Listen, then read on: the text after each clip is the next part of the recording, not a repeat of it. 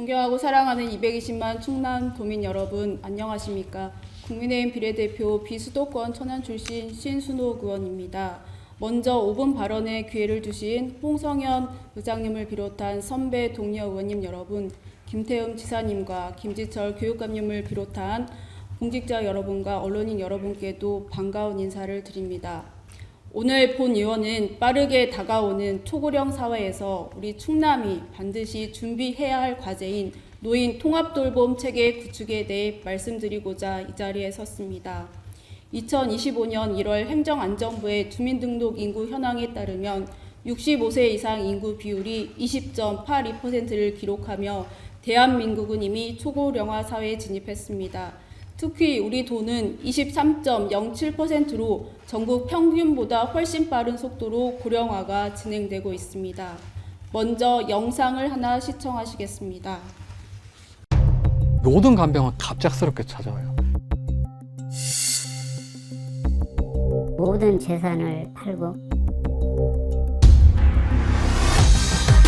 투병 중인 80대 할머니를 남편과 아들이 간병 끝에 숨지게 한 사건이 있었습니다.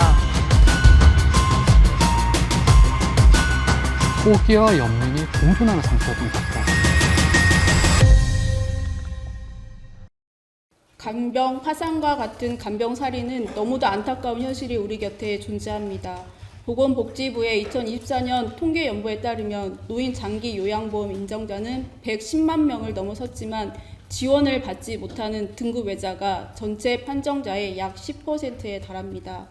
더욱 심각한 것은 간병 부담으로 인해 직장을 그만두는 경우가 20% 이상이라는 점입니다. 이는 경제적 어려움과 우울증으로 이어져 간병 살인과 같은 비극적인 사건의 원인이 되기도 합니다. 이러한 문제를 해결하기 위해 보건복지부는 돌봄 통합지원법 시행을 앞두고 있습니다. 이에 따라 전국의 지방자치단체들은 시범사업을 운영하며 노인, 장애인 등 개인별 맞춤형 통합 서비스를 제공하기 위해 전담 조직을 설치하고 통합지원협의체를 구성하고 있습니다. 돌봄은 국가가 재정적, 법적 책임을 지고 실행은 지역 중심으로 추진되는 복지 분권형 사업입니다. 따라서 지자체가 조직, 인력, 재정, 서비스 조정 등을 적극적으로 할 수 있어야 하며 중앙사업 또한 지자체가 통합적으로 조정할 수 있는 환경을 갖추는 것이 중요합니다. 8월 보건복지부 주간 회의 자료에 따르면 전국 229개 시군구 중 57%인 137곳만이 시범사업에 참여했고 우리 도는 15개 시군 중 6곳만이 참여하며 절반 이상이 준비되지 못한 상황이었습니다. 다행히 현재는 15개 시군 모두가 시범사업에 참여하게 되었다는 반가운 소식을 접했습니다. 이 자리를 빌려 적극적인 행정을 펼쳐주신 소관부서에 깊이 감사드립니다.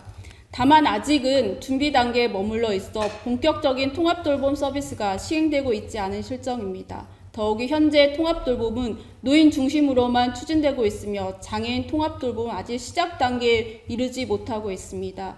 장애인의 구체적인 욕구 파악이나 실태조차 이루어지지 않고 있습니다. 통합돌봄은 노인과 장애인을 포함해 보건, 의료, 주거, 요양 등 다양한 영역을 아우르는 정책입니다. 따라서 안정적인 재정 투입과 전문 인력 확보 없이는 성공할 수 없습니다. 특히 현재 구조는 노인정책과가 통합돌봄을 전담하고 있어 장애인 관련 부서와 역할이 이원화되어 있습니다. 이는 결국 장애인 돌봄이 상대적으로 소홀해질 수밖에 없는 구조입니다. 따라서 우리 도에서도 노인과 장애인을 아우르는 컨트롤타워 역할을 수행할 수 있는 전담 부서가 반드시 필요합니다. 마지막으로 무엇보다 중요한 것은 재원 확보입니다.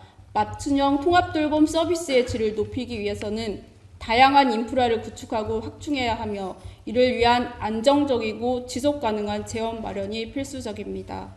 또한 사회서비스원, 지방의료원, 민간돌봄기관이 함께 참여하는 협력체계를 구축하여 현장의 목소리가 정책에 반영될 수 있도록 해야 할 것입니다. 2072년에는 우리나라 인구의 절반에 가까운 47% 이상이 65세 노인이 될 것입니다.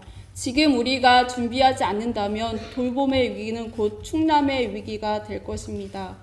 220만 도민의 존엄한 삶과 품격 있는 노후를 위해 충남형 통합돌봄 체계 구축에 우리 모두의 지혜와 역량을 모아주실 것을 간곡히 부탁드립니다. 이상으로 5분 발언을 마치겠습니다. 감사합니다.